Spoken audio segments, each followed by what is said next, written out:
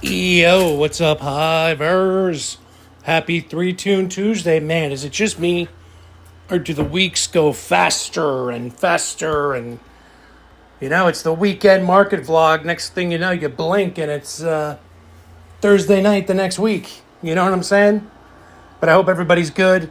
I got some good tunes for you. I was trying to think of a theme, and for some reason, Chicago popped in my head. I picked out a Kanye West song and this band Alkaline Trio, and then I said, I'm not doing the 21st century. I'm going back. So I went back. We're going to start. Our first tune is Cheap Trick. Legendary band Cheap Trick. I mean, they're a household name. I mean, did they sell the records that Aerosmith or Zeppelin or Guns N' Roses sold? No. But just a monster band.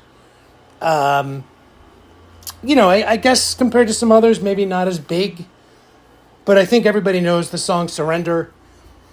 And I usually like to do deep cuts, introduce you guys to new stuff. But for Cheap Trick, I had to go Surrender from the 1978 album Heaven Tonight. Their first known single was actually from a live album.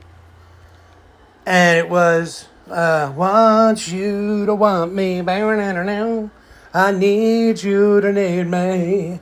You guys know it, don't you? Their album later on, The Dream Police, 1979, was huge. I'm trying to look up the date really quick for that live album. Okay, so they come out with Cheap Trick in 1977.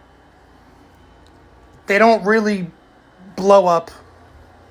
They come out with the album In Color, which has I Want You to Want Me. It bombs. So this is their second album, 1977. I don't know how big they were. I mean, they might have gotten some play, and they might have... If I'm not mistaken, from watching a documentary, it actually blew up in Japan, and they were playing an arena in Japan, and they would come back to the U.S. and play like a tiny little dive bar. Yeah, that's actually completely factual. So what they do is they record the live album. I'm sure it had heavy production and post-production to, make it really clean and full.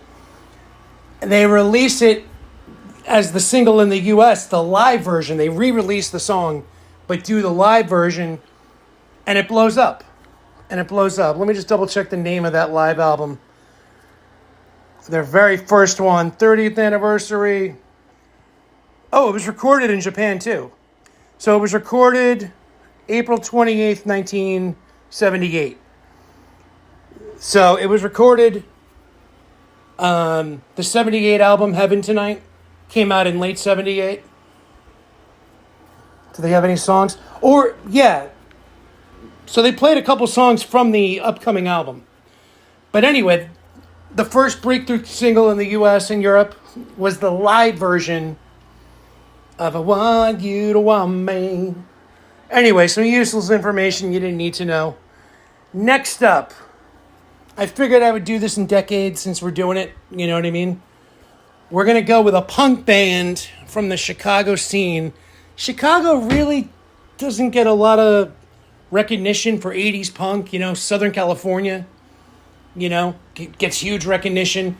Washington, D.C. with kind of the punk hardcore scene there. New York really peaked with like traditional punk in the CBGB's 70s days. You really don't have, that same kind of sound in New York anymore.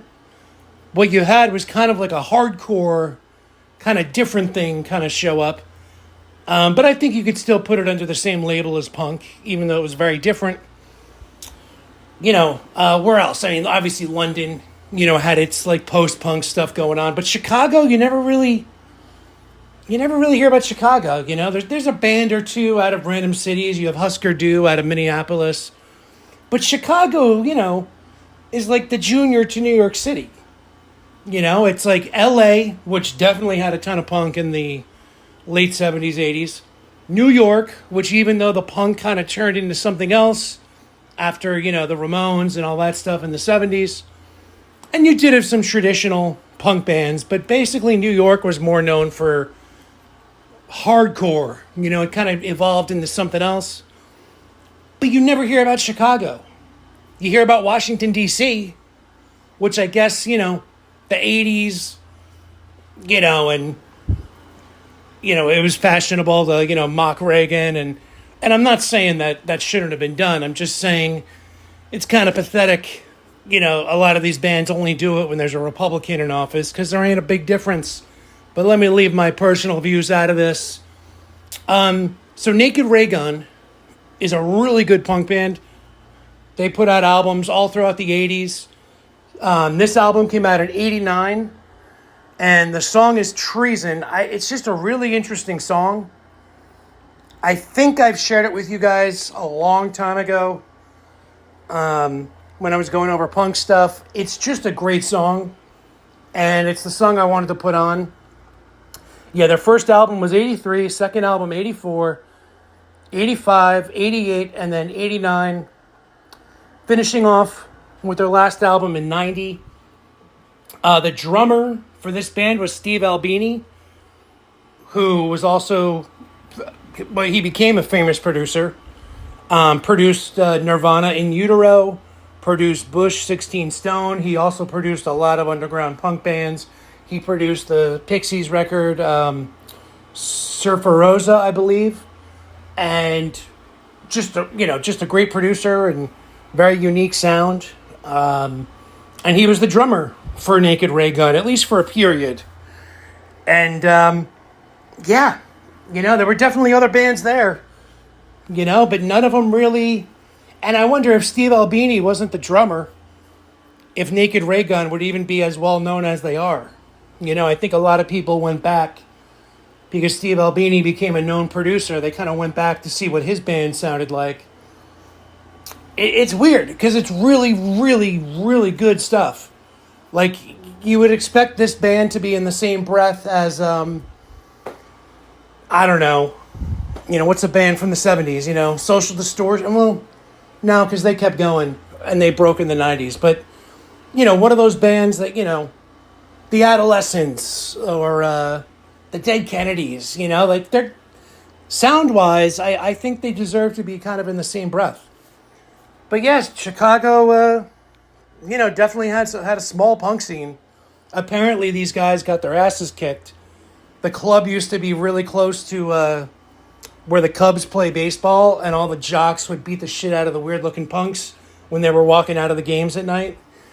I've watched way too many music documentaries.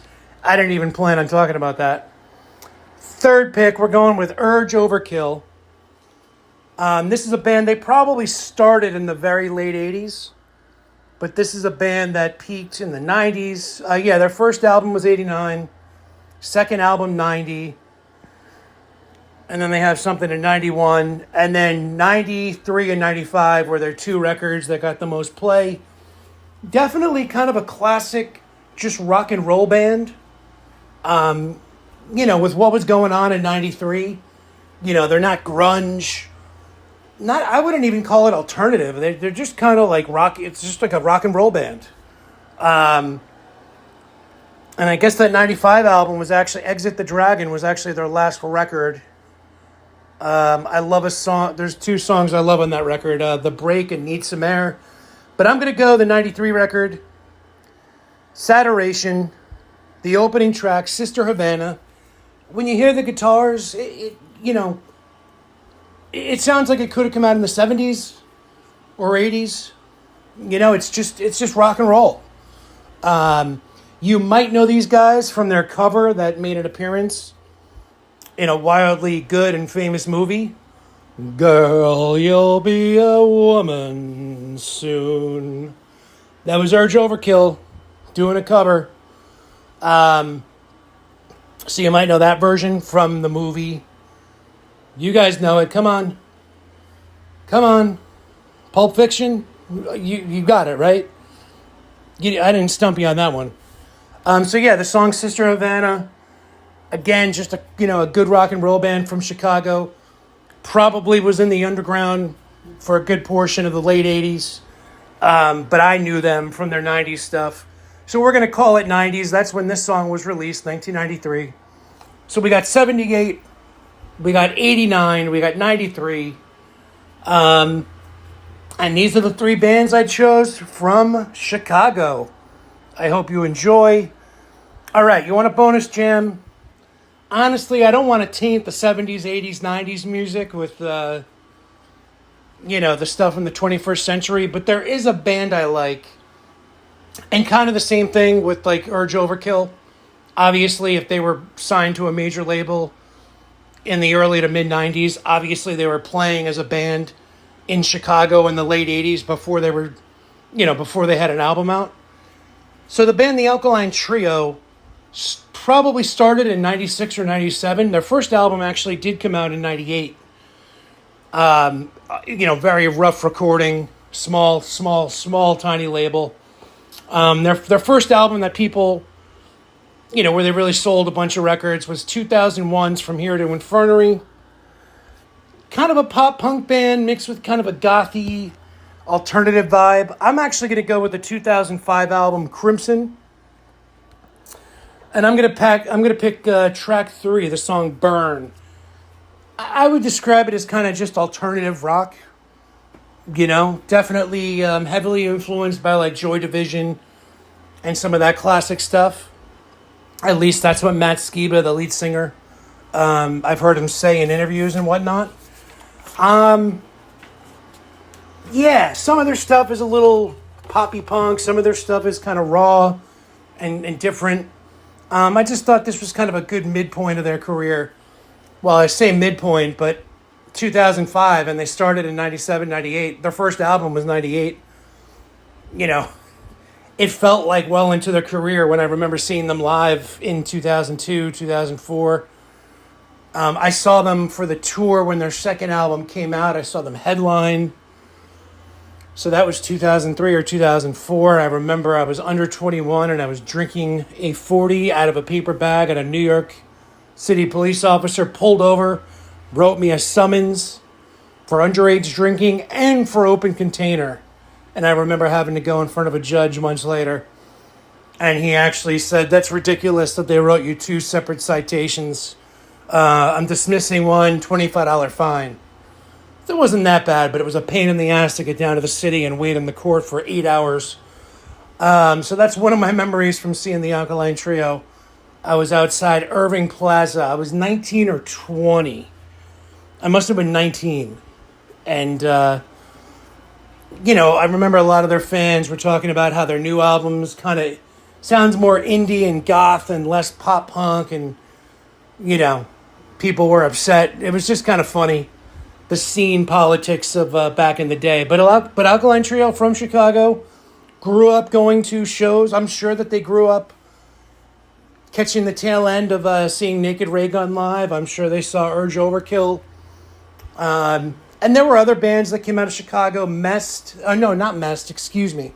It's a band that sounds just like them. The band Show Off is a band that I remember seeing open for Goldfinger in 1999. It was the Bloodhound Gang and Goldfinger co-headlining Irving Plaza, the same venue that I received the summons for years later, 5 years later.